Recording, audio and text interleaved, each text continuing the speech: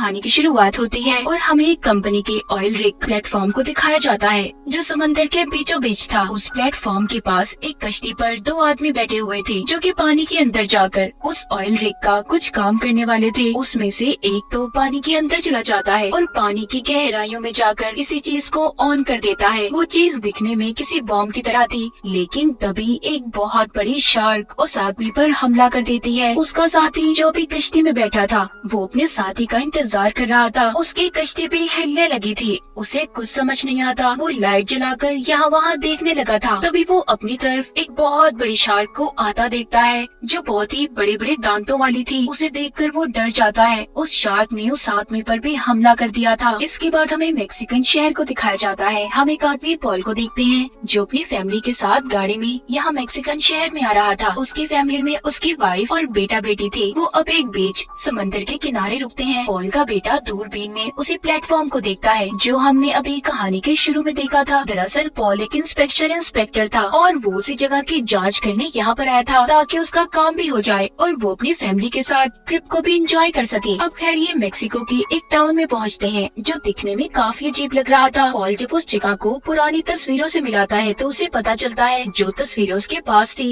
वो बहुत सालों पहले ली गई थी। वो वहाँ पर अब कुछ आदमियों के पास जाता है और बात करता है कि मैं एक ऑयल कंपनी की तरफ से आया हूँ जो हमारी कंपनी का प्लेटफॉर्म समंदर के बीचों बीच बनाया गया है। उसी की जांच करने में यहाँ पर भेजा गया हूँ और शायद हमारी कंपनी ने ही इस टाउन को भी बनाया था, मगर कोई भी उसकी बात का जवाब नहीं देता। पॉल कहता है हेलो, कोई मेरी जुबान समझ सकता है? तभी यहाँ पर एक आदमी बोलता है जिसका नाम एलरे था। वो कहता है तुम्हारी कंपनी की वजह से ही हमारे इस टाउन की ऐसी हालत हो गई है। वो पॉल को सही तरह से जवाब नहीं दे रहा था। तभी पॉल की वाइफ गाड़ी से उतर कर आती है और एलरे को समझाने लगती है देखिए हम यहाँ पर छुट्टियाँ मनाने ट्रिप पर आए हैं, हमें बस रहने की जगह चाहिए। वो एलरे को पैसे भी देती है। अब वो पैसे लेकर इन्हें एक होटल तक ले जाता है। जब ये लोग जा रहे थे तो एलरे रास्ते में अपने देवता के आगे कुछ पैसे रख देता है जिसके ये लोग यहाँ पर इबादत किया करते थे। अब उधर से ही गुजरता हुआ पॉल का बेटा भी वहाँ से एक मूर्ति उठा लेता है जिसकी एक आंख ढकी हुई थी और उसकी जगह पर अपनी चॉकलेट को रख देता है। एलरे ने अब इन लोगों को होटल में पहुँचा दिया था,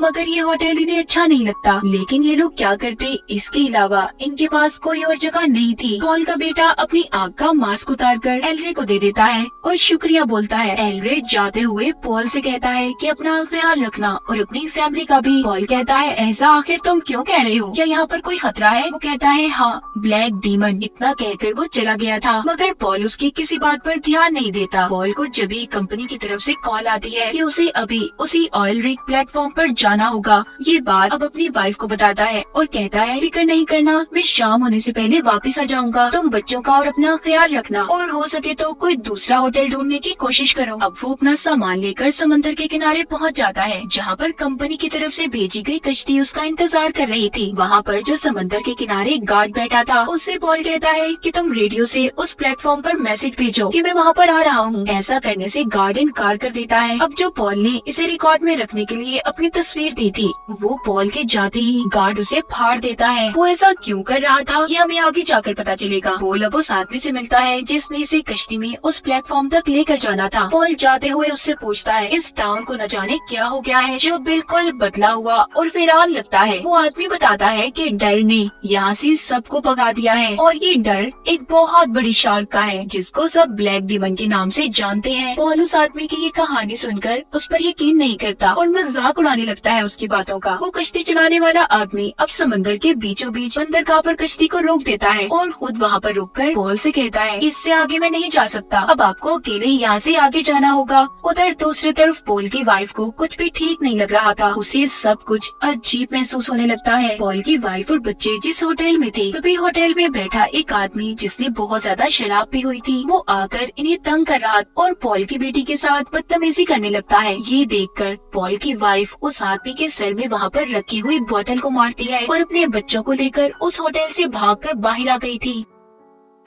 जब वो सभी अपनी गाड़ी के पास पहुँचते हैं तो देखते हैं किसी ने उनकी गाड़ी के टायर को चाकू से फाड़ दिया था। अब ये जल्दी से कश्ती की तरफ भागती है और कश्ती चलाने वाले आदमी को प्लेटफॉर्म तक जाने का कहती है जिधर इसका हस्बैंड पॉल गया था। वो आदमी इन्हें वहाँ पर ले जाने से मना कर रहा था। पॉल की वाइफ उसे पैसे देती है और कहती है प्लीज हमारी मदद करो। जब वो आदमी ये देखता है कि कुछ आदमी इस फैमिली के पीछे पड़े हुए हैं तो वो इनकी मदद करने के लिए तैयार हो गया था। दूसरी तरफ पॉल को दिखाया जाता है जो खतरे से अनजान अकेला ही प्लेटफॉर्म ऑयल रिग की तरफ बढ़ रहा था। जब वो उस प्लेटफॉर्म तक पहुंच जाता है तो देखता है उसकी हालत बहुत खराब है और उसके इर्द गिर्द का पानी लाल रंग का है। उसे ये बातें बहुत अजीब लग रही थी। वो उधर आकर आवाजें लगाने लगता है कोई है यहाँ पर, मगर कोई भी उसकी बात का जवाब नहीं देता। वो अंदर एक कैबिन में जाता है तो वहाँ पर उसे एक डॉग मिला था और साथ ही 2 आदमी जिनमें से एक का नाम शैडो होता है। वो बहुत ज्यादा गुस्से में और घबराए हुए थे। उन्होंने हाथों में मारने के लिए चीजों को पकड़ा हुआ था। तभी पॉल इनको अपने बारे में बताता है कि डरो नहीं, मैं यहाँ पर इंस्पेक्शन जांच पड़ताल करने आया हूँ, ये सब कुछ ठीक है या नहीं। मगर उनमें से शैडो कहता है मेरे दोस्त बहुत देर हो गई तुम्हें आने में। तभी उन्हें बाहर से एक कश्ती की आवाज आती है। जब ये दूरबीन से देखते हैं तो उसमें पॉल की फैमिली थी। पॉल का बेटा जो कश्ती में बैठा दूरबीन से सभी नजारे देख रहा था। उसको पानी में एक बहुत बड़ा काले रंग का साया दिखाई देता है जो इनकी बोट कश्ती के नीचे से गुजर गया था। तभी प्लेटफॉर्म पर जो पॉल के साथ शैडो और उसका साथी थे उन्हें खतरे का एहसास हो गया था। वो उस प्लेटफॉर्म के जंगलों पर चीजों को मारने लगते हैं ताकि वो ब्लैक डीमन शार्क कश्ती को कोई नुकसान न पहुंचाए जिसमें पॉल की फैमिली थी। मगर पॉल को इस बारे में कुछ भी समझ नहीं आती। वो उन दोनों से पूछता है क्या कर रहे हो तुम दोनों,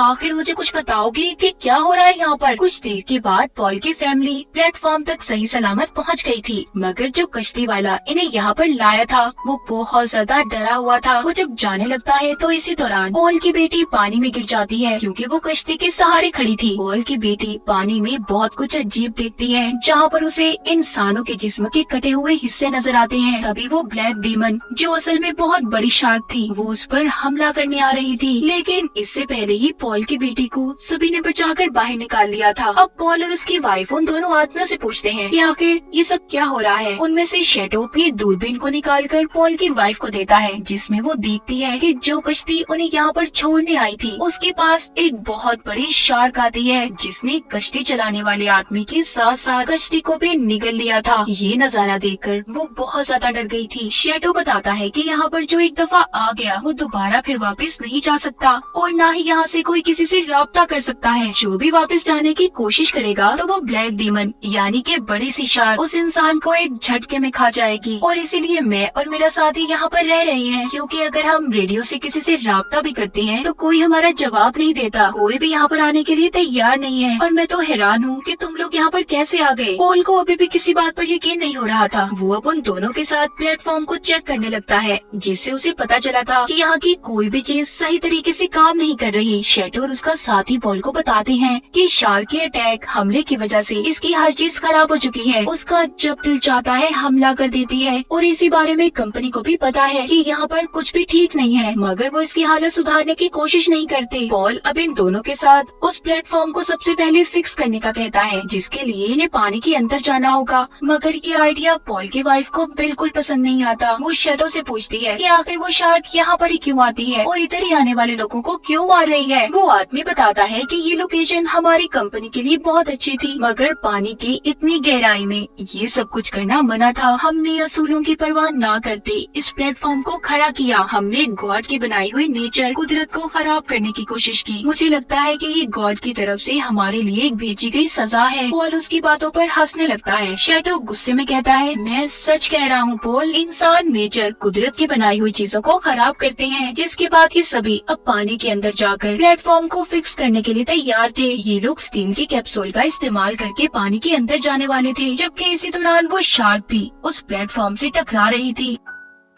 शैडो का साथी उस कैप्सूल में बैठकर पानी की गहराइयों के अंदर जाकर प्लेटफॉर्म को फिक्स करने की कोशिश करता है। तभी उसकी नजर वहाँ पर लगे हुए एक बॉम्ब पर पड़ती है जिसको हमने कहानी के शुरू में देखा था। इसका मतलब वो लोग इस प्लेटफॉर्म को तबाह करने खत्म करने आए थे। उन्हें भी इस खतरे का अंदाजा हो गया था। शैडो का साथी जो पानी में था वो अपने इर्द गिर्द इंसानी लाशों के नजारे देखता है। उनके जिस्म के हिस्से उसे जिंदा नजर आ रहे थे जो सिर्फ उसकी एक हेलुसिनेशन थी और कुछ भी नहीं था। तभी उसे अपने पास आता हुआ खतरा भी महसूस होता है। उसे शार्क नजर आ रही थी, इसलिए दोबारा से वो कैप्सूल में बैठ जाता है, मगर शार्क उस कैप्सूल पर झपट पड़ती है। वो उसे गहराइयों में ले जाने लगी थी। पॉल ऊपर ये देखकर उस कैप्सूल को रोकने की कोशिश कर रहा था, मगर नहीं कर पाता। तभी शैडो तो किसी तरह से पानी से निकलकर बाहर आ गया था। पॉल उससे उसके साथी के बारे में पूछता है। तभी शैडो के साथी का जिस्म ने पानी के ऊपर आता दिखाई दे रहा था। पॉल जब उसको बाहर निकालने की कोशिश करता है, उसे लग रहा था कि शायद वो जिंदा होगा। पानी से निकालकर पता चलता है उसका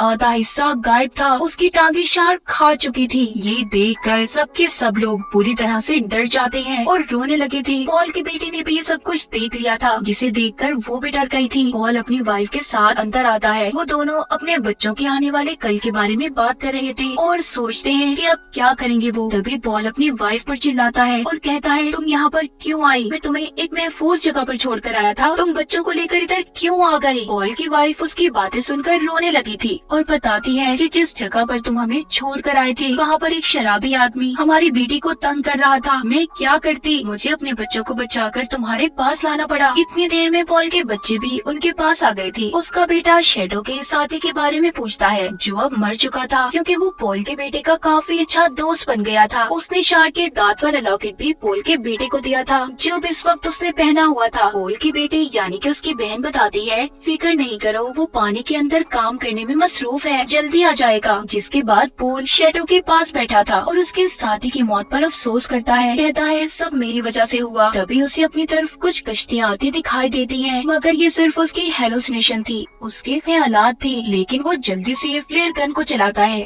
जिस पर शैडो उसे मना कर रहा था। कहता है, ये क्या कर रहे हो तुम? ये सिर्फ तुम्हारे ख्याल है, उधर कुछ भी नहीं है। पॉल जब अंदर आता है तो उसका बेटा उससे पूछता है कि डैड, क्या हम मरने वाले हैं? और सबको एक कहानी भी सुनाता है। पॉल अपने बेटे की बातें सुनकर कहता है, ऐसा कुछ नहीं होगा, हम सब बच जाएंगे बहुत जल्दी। अब पॉल शैडो के साथ इंजन रूम में जाता है ताकि वो जनरेटर को ठीक कर सके। उधर दूसरी तरफ पॉल की वाइफ और बच्चे कुछ ढूंढ रहे थे। तभी इसी दौरान पॉल्स के बेटे को कुछ डॉल्स गुड़िया मिलती हैं। वो खुद से कुछ करने की कोशिश कर रहा था। वो सभी डॉल्स गुड़िया को कश्ती में बिठा देता है, जो उसने खुद अपने हाथों से बनाई थी, और गॉड से दुआ करता है कि प्लीज हम लोगों को माफ कर दे। और कश्ती को उसने पानी में छोड़ दिया था, हमें यहाँ से जाने दे। लेकिन उस कश्ती में से एक डॉल पानी में गिर गई थी। उधर दूसरी तरफ पॉल की वाइफ को दिखाया जाता है, जिसको कुछ पेपर्स कागजात मिले थे, जिससे उसे पता चलता है कि पॉल को पहले ही पता था कि ये प्लेटफॉर्म अब ठीक नहीं है, मगर फिर भी इसने कंपनी से ये कहा कि यहाँ पर सब कुछ ठीक है।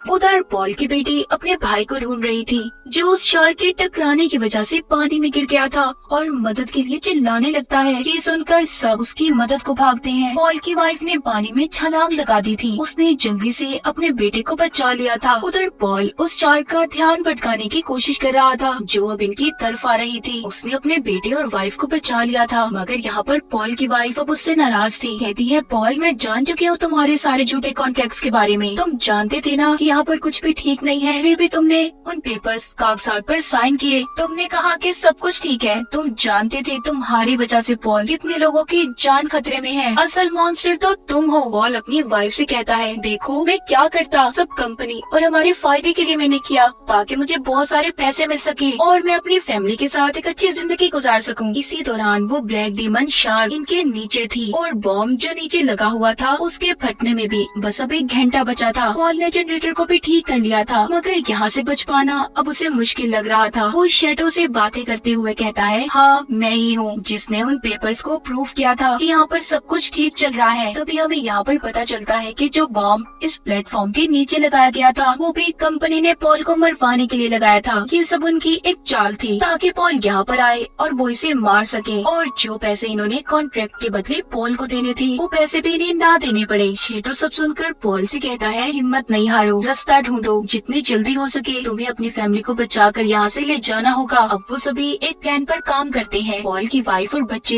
एक टूटी हुई कश्ती को ठीक करने लगे थे, जबकि शैडो रेडियो को ठीक कर रहा था। यहाँ पर पॉल को पता चलता है कि शैडो सिर्फ इनकी मदद की खातिर ये सब कुछ कर रहा था। वो उससे कहता है, मैं पानी के नीचे जाऊंगा और जो बॉम्ब इस प्लेटफॉर्म के नीचे लगा हुआ है उसको हटाकर यहाँ से दूर ले जाऊंगा, जिससे वो ब्लैक डीमन शार्क मेरे पीछे आएगी, और तभी तो मेरी फैमिली को पीछे से कश्ती में बिठाकर यहाँ से ले जाना। शैडो जो अब पॉल का अच्छा दोस्त बन चुका था, वो समझ जाता है कि पॉल खुद को सेक्रीफाइस कुर्बानी देना चाहता है। वो पॉल को ऐसा करने से रोक रहा था। वो कहता है नहीं, सब मेरी वजह से हुआ है ना, तो मैं इसे ठीक करूंगा। अब जब बॉम्ब के फटने में 10 मिनट रह गए थे, वो पानी में जाने से पहले अपनी वाइफ से मिलता है और झूठ बोल देता है कि मैं उस बॉम्ब को लेने जा रहा हूँ ताकि वो रास्ते में हमारे काम आ सके, और अपने दोस्त शैडो को गुड बाय बोलकर पानी में कूद जाता है। अब जल्दी से शैडो पॉल की फैमिली को बचाकर कश्ती में ले जाने लगा था। उधर पॉल जो पानी के अंदर था, उसे बॉम्ब मिल चुका था। उसने उसे उतार लिया, मगर उसे अंदाजा भी हो गया था कि वो डीमन शार्क उसके पीछे आ रही है। वो शार्क उसका पीछा करने लगी थी, जिससे बचने के लिए वो अब एक जाली में छुप गया था। तभी पॉल की ऑक्सीजन खत्म होने लगती है। वो रेडियो के जरिए अपनी वाइफ से बात करता है और कहता है कि मैं अब तुम लोगों के साथ नहीं जा सकता, जिस पर उसकी वाइफ उससे कहती है कि पॉल हम अकेले क्या करेंगे। और वो शैडो से भी बात करता है, कहता है सब ठीक हो जाएगा। पॉल ने उन्हें वो पेपर्स भी दिए थे जो उसने साइन किए थे